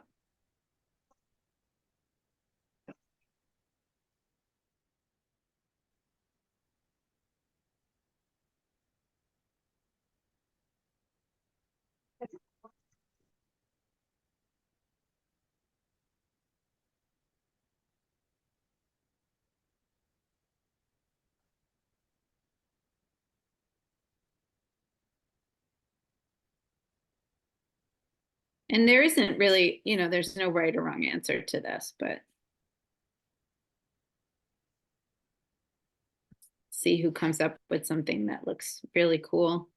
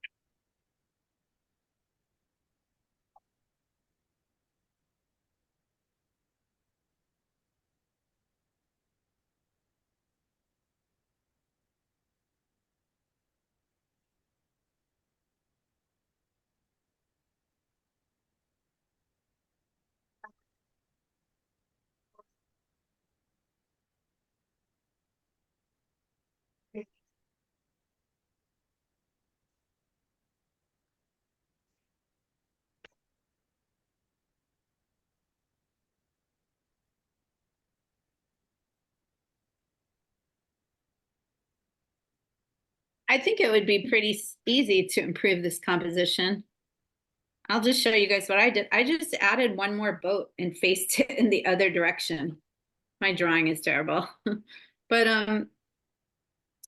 I just basically just threw one in there that, yes, it was overlap, but they're all simply overlapped. So I tried to do the simplest change I could think of. And that was basically by adding one that was facing another direction. Did anyone do anything different? I added a boat, but I added it in the back. Like Can we see? further away. No. Okay. That's a good idea too. Pat wants to share though, so Pat will share. Okay, let's see. Oh, that's nice. Just the addition of the spacing and that little buoy is lovely. Nice. Yeah, it's the idea that one of them is going in a different direction. I think that really gives it a little bit more energy. Yeah. Thanks, Pat. Thanks for sharing. Appreciate it. Good job. I added a mast.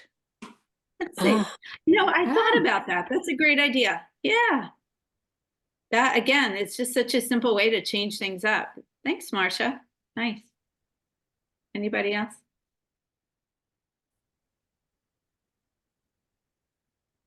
Okay.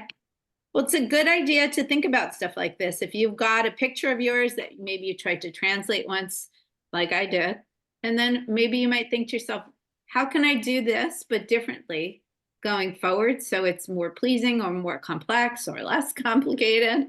How can I make that happen? So all these different exercises are great. There's this guy I love named Don Andrews, if you guys don't know him. And I'll put his info in the chat. He is a really amazing watercolorist.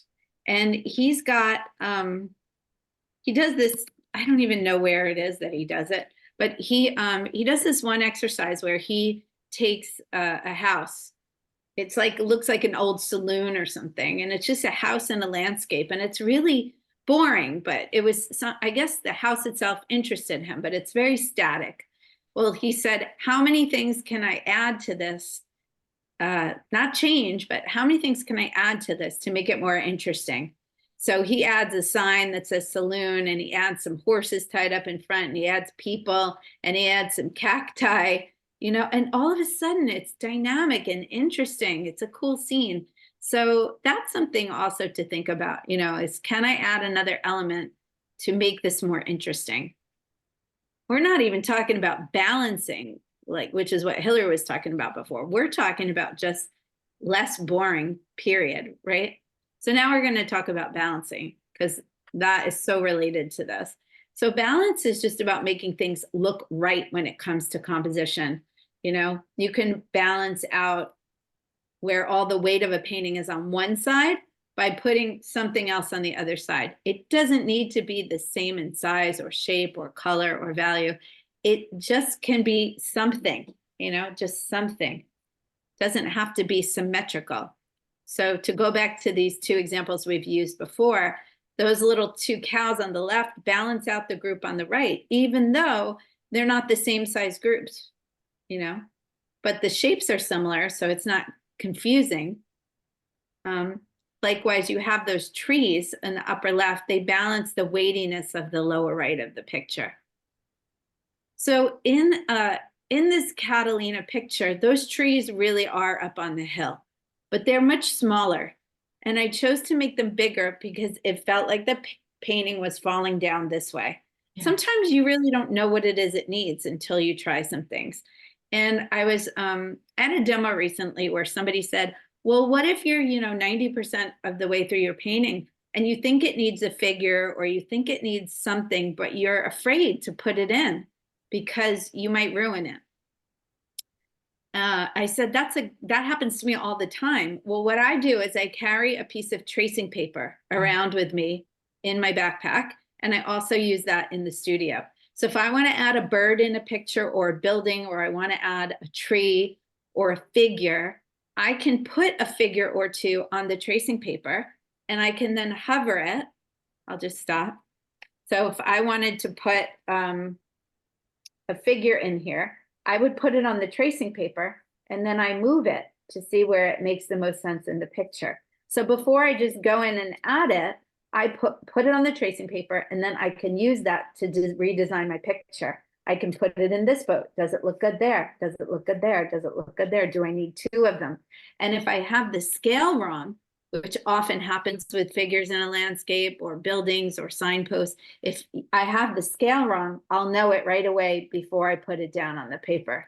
A lot of the time we do add those figures, but we add them in too big or too small. Well, you can tell that without committing, and that by that way you can design your painting even better. So another thing to do is if you're midway through a painting and it's dry, you can take a picture of it and print it out. And then on that printout, you pull out your magic marker like a Sharpie, and you can start playing with the composition on that. So if you don't have tracing paper, that's another way to go about it. Does anyone do this? It's really great. You feel like you can get it right before you go to the next. Okay, so I thought it might be nice to tackle one last picture. So this is Bolsa Chica. And it's kind of a flat picture, right? I mean, it's beautiful, but we're going to do it without the color and it'll be less beautiful. So you have to figure out what you find interesting about this. And you might have to change the picture plane or add some elements to balance things out. So one of the things before we get started is to remember that when you're using line and composition, you want to direct the viewer's eye to move around the picture. So remember, horizontals are going to give you the feeling of peace and calm, right? Diagonals are going to give you energy and motion, and putting verticals in there will give you variety and also sometimes stability and a sense of scale. So you can, when we do this one, you can utilize the lines exercise. You can utilize the shapes, 8 shapes exercise if you want to, or you can just draw it the way you would draw it, keeping in mind some of the different things we've been talking about. So how about we take about 5 minutes and then we can have some share time at the end? Is that good?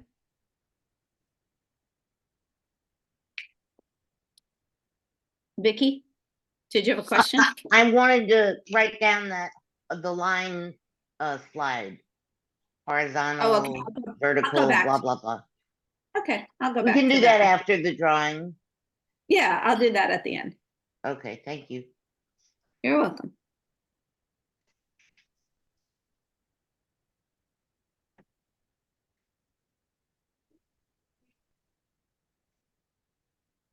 If some of you guys are quick, you could even do multiple of this.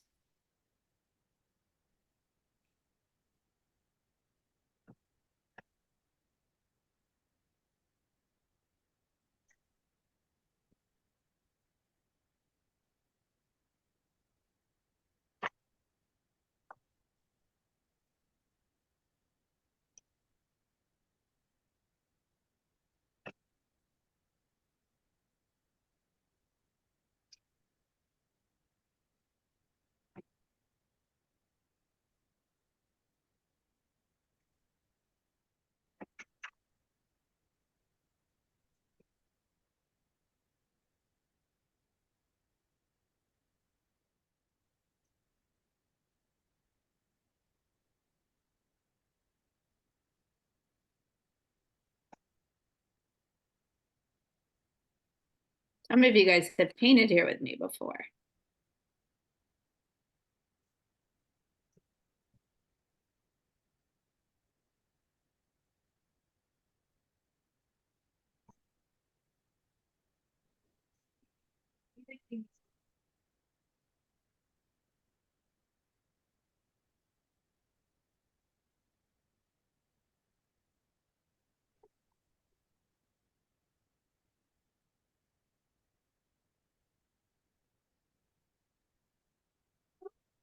So in next month's seminar, we're going to keep talking about composition. We're going to go more in depth about redesigning your picture, or I should say designing it, but how to change the elements to suit you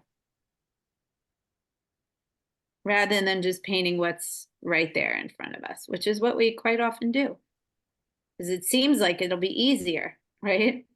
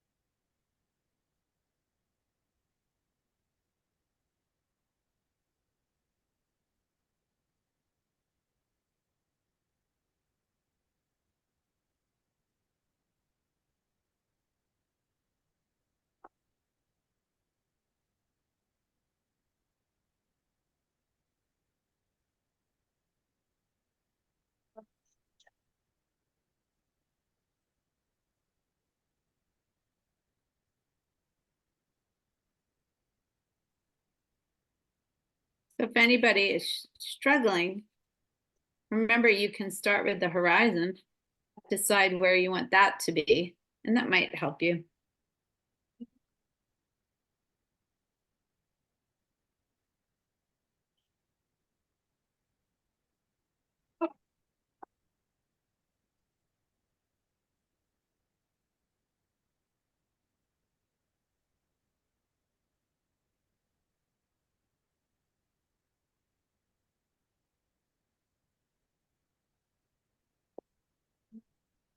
It's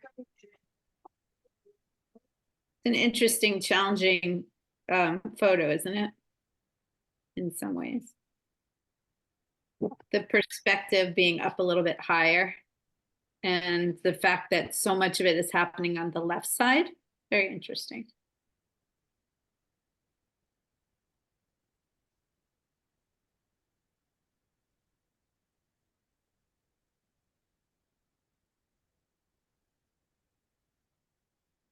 All right, so one more minute so we can have some time to share.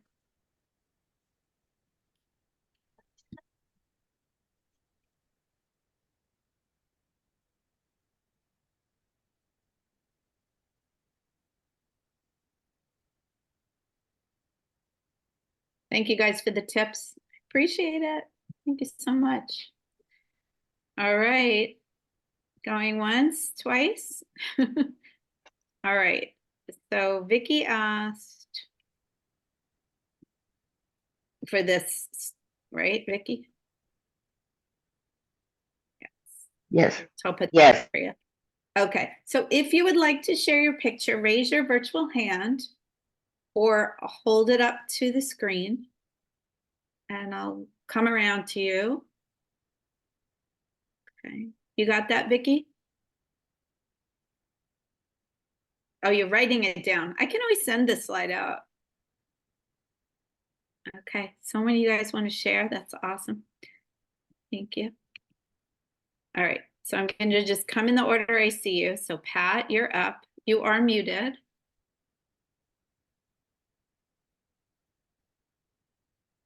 So we can't hear you.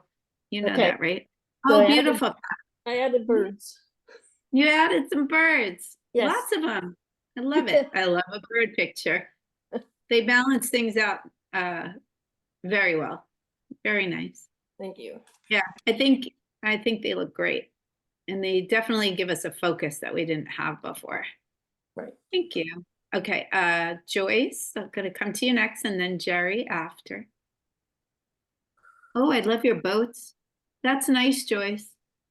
You got the depth of that picture plane in there. Beautiful. Thanks. Very nice.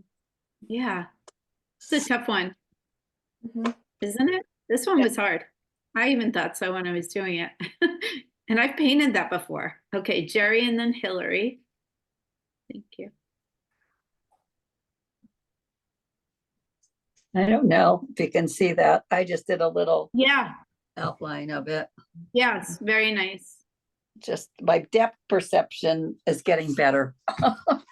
Yeah, so that kind of view is difficult. You have to flatten all your lines have Yeah. to flatten. You almost Yeah. have to exaggerate them.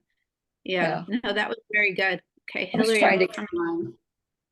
I did the Yeah. same thing. I just left. Well, that's nice. Very So nice, you're that's good. Oh, thank you. balanced by the dark line of the shore on the right. Oh, thank you. Very nice. Yeah. Thank you. But I really like that you guys really focused in on the big shapes. I mean, it's so obvious that you didn't get bogged down in all the little details, which could have happened, right? So I did two different ones. I did a long version and then I did this taller version, which gives a different idea. But actually, one of the things I was thinking of was that to balance out how wide that shape just seems and how like there's not that much going on in there. What if you just changed it? I mean, obviously don't have the grandeur of the scene, but it does become a little more focused. So Yeah, it's not in focus. It's more. Yeah, it's hard to see it for some reason. let me spot myself and see if that happens. Is that better? Yeah, a little bit. A little bit, yeah. Yeah, Well, like, after I held mine up, I looked at it again and put this line in to sort of compress it and Is make that it. you, Joyce, right? you. Yeah, that's better. Let me spot it so everyone could see. Yeah, I think it helped. Yeah. Yeah, very That's nice. Yeah. Yeah, but everybody, did you guys use more shape or line, do you think? To capture this one? Lines, I use lines. I Well, did the half and contour half. of it. Yeah, the And then contour shapes. is so obvious, right? First line and then shape. Good. Anyone else feel like sharing? I really like Yeah. the daddy, mama, five little. Five That's little babies? neat. Yeah. Five little And I feel babies. like you can, yeah, and you can use line and then also use shape. So you could start off with line and then refine it with shape. So you could use them in conjunction. Yeah, Diane, I'll spotlight you. Thank you. Oh, beautiful. Look at how clever. So I see your plain one on the side and then you add a boat. It really makes the composition come alive. Mhm. That's really nice. Yep, I love that you guys are designing with different elements. And then I'll come to Jenny. Jenny. I didn't like the picture. It was too much, too much expanse of the, Yeah, I water. chose a hard one on purpose. Like, Oh, you it's did that, huh? challenging. So I Beautiful added tree, some Jenny. rock I love it. formations in the ocean and a tree on Much one better. side. Okay. Yeah, much better. Thanks, Jenny. That's good. Yeah. Oh. So well, that's a great lead into what we'll be doing next month. I think Is Barbara next wanted month to share. Oh, I'm sorry, Barbara. Let me come to you. Why Barbara, are didn't I you see- sharing? Oh, thank you. Thank you, Hillary, too. Barbara. Oh, it's Oh, beautiful, nice. Barbara. Yeah, you got it, Barbara. Beautiful. Really nice. Beautiful. Yeah, your left hand is balanced out by all the little reminders of buildings that are across on the right hand side. It's a subtle balance, but it works. Very nice. Yeah, so next month we're going to be talking about how when you're out planner painting, how you can capture different elements and you can use them to design your pictures, your paintings. And then we'll also be talking about the remainder of the compositional elements because we only got through about half of them. So I want to say thank you for coming and always for sharing and being so generous with each other. And I look forward to seeing you again soon. Maybe I'll see you on Thursday. If not, I'll see you all next Friday in the happy hour. Could you say what Thursday is? Yeah, Thursday is Catalyst at Art Supply Warehouse. It's a color workshop. And there are still a few spots. So if you go to the artsupplywarehouse.com and then you go to classes, you can see more about that class. Do you have a material list for that class Yeah, it's on the website, on Artist Warehouse website? on Art Supply Warehouse website. Art Yes. Supply Warehouse. Okay. Yeah, thank go you. back to the class and in the description, it'll tell you recommended supplies. I think I do the remember seeing evening, that right? somewhere. Is it from Yeah, 'cause 5 to- what is the time? Do you, oh, It's look. from 6:30 to 8:30, I believe. Yes. Yeah. All right, you guys, I gotta run. Thank you, Thanks, Ann. Yeah, Thank you, Ann. Thanks, Diane. You're welcome. Thanks, Thanks so everybody. much. Bye, Ann. Bye-bye. Have a great Bye, day. everyone. Bye.